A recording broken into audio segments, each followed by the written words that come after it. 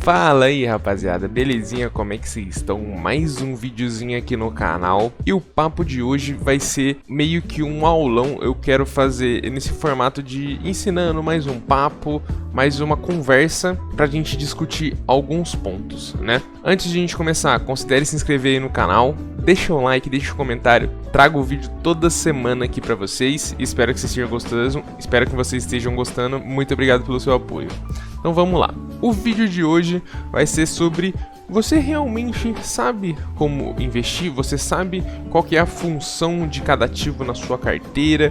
O que cada um vai fazer? O que cada um tem de função na sua carteira, beleza? E aí a gente vai falar de cada um dos ativos que a gente possui para investir na bolsa de valores, né? Então a gente vai falar de ações, de fundos imobiliários, ETFs, renda fixa, criptomoeda, ações do exterior, por exemplo, investimentos do exterior. E aí vamos discutindo todas essas coisas, belezinha? Então vamos lá. Começando aqui pelo IBOV, ou seja, o índice da Bolsa Brasileira, o índice de ações.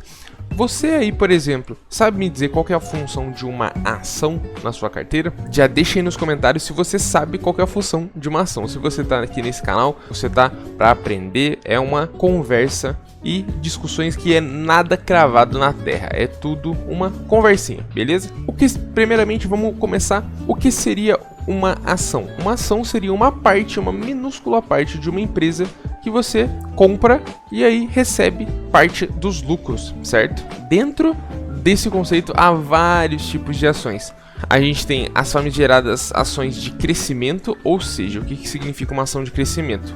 Você compra uma ação valendo R$10 e espera 5, 10, 15, 20 anos, essa ação que você comprou por 10, valorizar para 10, para valorizar para 20, 30, 40, 50, e aí você faz esses cálculos do quanto ela pode se valorizar, o quanto a empresa vale e o quanto você está pagando, beleza? Também tem as ações de dividendos. O que seria isso? Já seriam empresas muito consolidadas, resiste um pouco ali para crescer, então aquela ação que você pagou R$10 não vai se valorizar tanto assim, vai se valorizar ali para 15, para 20 em um período ali de 5, 10 anos.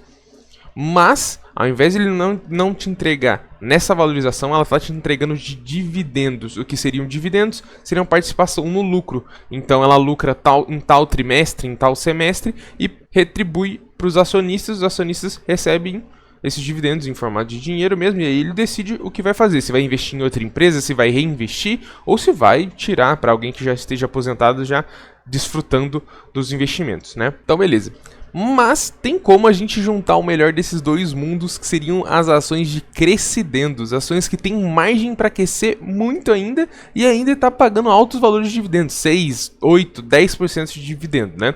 A gente vai fazer algumas discussões aqui para já fechar esse assunto das ações, beleza? A queridinha da bolsa, Banco do Brasil, crescendo 16% só de valorização em um ano, né? A cotação de R$26, baratinha, dividend yield de 10%, ou seja, uma ação de crescendo, né? Se você comprou há um ano atrás, exatamente, você teria uma valorização ali de 25% ao ano, é muita coisa. PL bastante descontado, PVP bem abaixo do valor patrimonial, dividendos constantes, crescimento nas receitas constante. Banco do Brasil é uma empresa redondinha, beleza? A gente pode citar outro exemplo aqui que seria a VEG. A VEG, por outro lado, ela é uma ação totalmente focada em crescimento. Olha o crescimento da VEG em um ano. Seu patrimônio praticamente teria dobrado se você comprasse há 12 meses atrás. Olha que legal. Bastante coisa, porém o dividendo é bem pouquinho. Não chega nem a 2% de dividendo. Mas mesmo assim, ela tem um ROI de incríveis 30%, o triplo da renda fixa hoje, focada 100% em crescimento. Eu não curto tanto ações de crescimento assim, por mais que é tentador ver essa valorização aqui, porém eu prefiro ações de crescidendos ali, né? Uma Copasa, um Banco do Brasil, uma Taesa, Transmissão Paulista, Vale. Então é nessas que eu vou mirando, mas a VEG fica como uma das ótimas empresas valorizando nesse ano, uma empresa redondinha, da parte de eletrônicos, industrial, né? Então é isso. Falamos das ações, as ações vai ter uma função. Então, qual que é a função de uma ação? A ação ela vai compor a sua carteira, numa parte um pouco mais volátil, que você tenha ciência de que pode de um dia para o outro cair 5, 10%, porém ela te dá um alto potencial tanto de valorização quanto de dividendo, tá? Então, baseado nesse risco, então quanto maior for o risco, maior o retorno. Baseado nesse risco um pouco mais alto, valorização ou desvalorização, você tem essas duas vantagens de pode tanto se valorizar quanto te pagar muito dividendo, mesmo com o risco um pouco elevado. Beleza? Essa é a função da sua ação. Se você conseguir dormir tranquilo, tendo uma ação com muita volatilidade, mas que está te retornando bastante coisa, você que decide a sua estratégia. Nada aqui desse vídeo é recomendação de investimento, belezinha? Bora para os fundos imobiliários agora. Qual que seria a função dos fundos imobiliários? Primeiro, como que funciona os fundos imobiliários, né?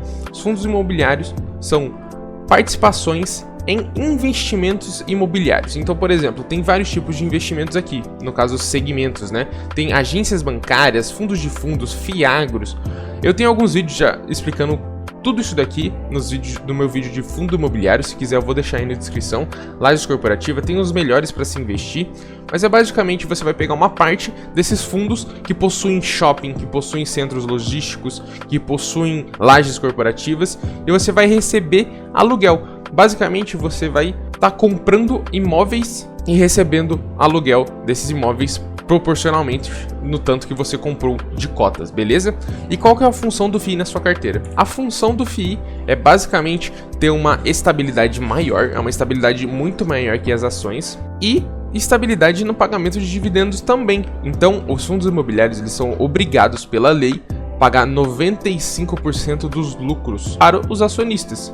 O que a gente pode concluir dessa informação? Que se 95% dos lucros vão para a gente não consegue, os gestores desses fundos imobiliários, eles não conseguem reinvestir esse dinheiro na própria gestora, no próprio fundo imobiliário. Ou seja, a gente não consegue ter a valorização desses ativos. Então, o que mais paga, o que mais se valoriza nos fundos imobiliários é a estabilidade da cota, porque é esperado que não vá valorizar tanto assim, e uma estabilidade enorme no pagamento de dividendos. Belezinha? Essa é a função dos fundos imobiliários. A gente já discutiu vários tipos de fundos imobiliários aqui. Posso citar alguns aqui. A gente pode ver que a valorização dela é bem menor do que as ações, só 5% se valorizou esse ano. Um pouco descontado o XP-ML11, mas o dividendo cerca de 11%, bastante constante. Aqui na estabilidade, vem crescendo aqui e sempre constante, 90 centavos por mês. Fora que é um pagamento mensal, né? Você vai ter uma renda mensal como se fosse um salário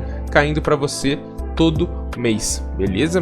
Tem aqui todos os escritórios dele, os shoppings dele, né? Então essa é a função de um fundo imobiliário na carteira, beleza? E agora, por último, mas não menos importante, vamos falar sobre a renda fixa, beleza? Eu pretendo fazer outro vídeo sobre ETFs, criptos, investimentos no exterior, como se fosse uma parte 2 desse vídeo. Então nesse vídeo trataremos sobre ações, fundos imobiliários e ETFs, e no próximo vídeo falaremos sobre criptomoedas, ETFs e investimentos no exterior. Belezinho? Então vamos lá. Se você aí sabe qual que é a função da renda fixa na sua carteira, deixa aí nos comentários que eu vou estar lendo aqui, curtindo aqui. Mais uma vez, considere se inscrever, considere deixar um like aí pra nós, beleza? Então beleza, a renda fixa é um investimento meio que global, pode servir para várias coisas. E aí você tem que ponderar o que você fará com esse dinheiro, tá? Basicamente, o que seria uma renda fixa, tem várias formas de você investir. Você tem o tesouro direto, que é basicamente você emprestar dinheiro para o governo, ou seja, você só vai perder esse dinheiro se o país inteiro, o Brasil inteiro quebrar. O que não é muito difícil, vendo o que estamos vendo hoje, porém é o investimento mais seguro, vamos dizer assim, do Brasil. Porque tudo vai quebrar antes desse dinheiro seu quebrar, beleza? Basicamente você vai estar emprestando dinheiro para o governo e aí tem algumas taxas atreladas, né? Tem a taxa do CDI, tem a taxa do IPCA, tem taxas pré-definidas, né? Taxas fixas, e aí você pode ponderar qual seria o melhor investimento, né? Se você é um investidor mais moderado, você quer mais estabilidade ao invés de rendimento, você pode considerar ter 50% da sua carteira inteira só em renda fixa, mais seguro do Brasil. E aí ponderar entre ter FIIs e ações o resto dos 50%, né? Então você quer mais segurança ao invés de volatilidade. Se você for ao contrário, se você quer mais volatilidade, mas também um potencial maior de retorno, você pode considerar mais ações e mais fundos imobiliários na sua carteira, né? Que é o que eu faço. Eu tenho cerca de 60%, cerca de 60%, 70% somente em ações e FIIs, e o resto eu tenho um pouquinho ali em renda fixa, um pouquinho em ETF, e aí é o jeito que a gente vai investindo, tá? Mas então, a renda fixa pode servir tanto para ser sua renda principal, seu investimento principal, quanto para fazer a famosa reserva de emergência. O que seria a reserva de emergência, né? Como você está jogando todo o seu dinheiro não, uma boa parte do seu salário, dos seus ganhos na bolsa, fica meio difícil de sobrar grana, e aí você vai todo mês também reservando essa grana para caso se dê alguma emergência, você perca seu emprego ou seu carro precisa de uma manutenção um pouco mais cara, você tem esse dinheiro na hora para você não precisar tirar dos seus investimentos, das ações, fundos imobiliários, que provavelmente você vai vender numa hora ruim, e aí você ter essa segurança, fora que também pode render alguns pouquinhos ali, aos poucos vai rendendo bem também, não vai deixar embaixo do colchão ou só parado, não rendendo nada, beleza? E aí é uma recomendação, né, quando você tiver com 30 anos de bolsa, com seus milhões lá, aí você vai aos poucos tirando das ações e colocando tudo em renda fixa.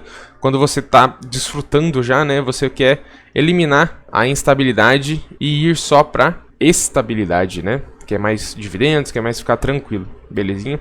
Essa seria um ponderado geral das principais formas de investimentos, né? Ações, fundos imobiliários e renda fixa que a gente trata aqui nesse canal. Vou fazer outro vídeo falando sobre ETFs, criptomoedas e investimento no exterior, beleza? Muito obrigado pelo seu apoio, fico bastante feliz por ter você aqui e até o próximo vídeo. Valeu e